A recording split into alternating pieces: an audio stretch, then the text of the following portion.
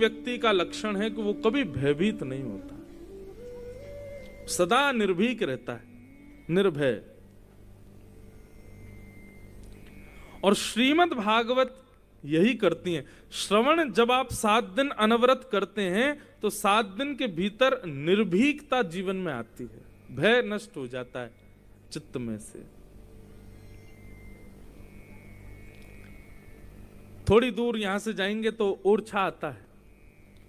ओरछा में राम राजा सरकार का मंदिर है। वह ओरछा के राजा का नाम था मधुकर शाह जी।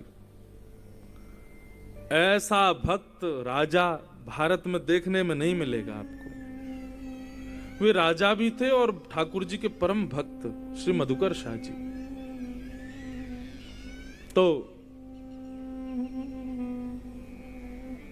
मधुकर शाह राजा अपने माथे पर तिलक लगाते थे, ब्रज की रज लगाते थे।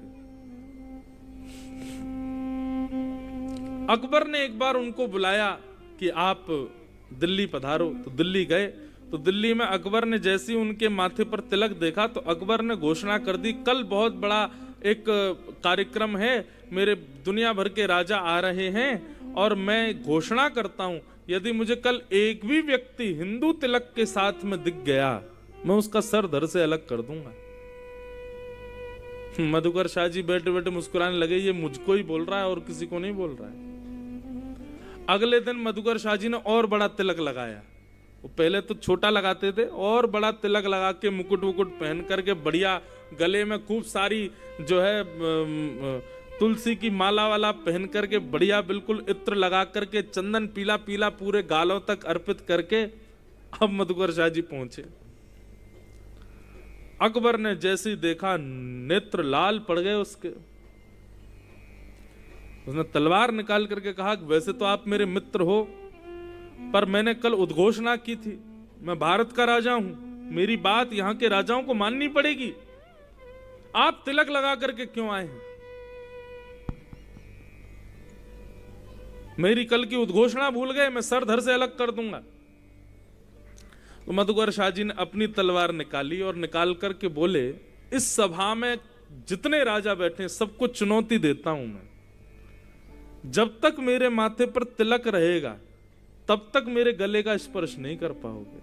हाँ, लड़ते लड़ते पसीने में यदि तिलक बह गया और तिलक हट गया उसके बाद भले मेरा सर कट जाए, लेकिन जब तक मेरे माथे पर तिलक है मैं चुनौती दे रहा हूं विश्व के राजाओं को, आप मेरा गला काट के तो दिखाओ, और नहीं विश्वास होता तो आओ मैदान में लड़के दिखाओ। ऐसी उनकी डंकार सुनकर के उनकी उस दहाड़ को सुनकर के अकबर ने अपनी तलवार म्यान में रख ली। बोले कि ठीक है, आपके लिए छूट है, आप तिलक लगा सकते हो, बाकी कोई नहीं लगा के आएगा। निर्भीकता, निर्भय। भक्ति डरना नहीं सिखाती। कथा, भक्ति भाव, वैष्णवता, आध्यात्मिकता, इसके आने के बाद व्यक्ति को भय नहीं लगता है, व्यक्ति निर्भीक हो जाता है। इसलिए ये निर्भीकता यदि जीवन में आ रही है तो इसको प्रमाण मानिए कि आपके अंदर भक्ति आ रही है।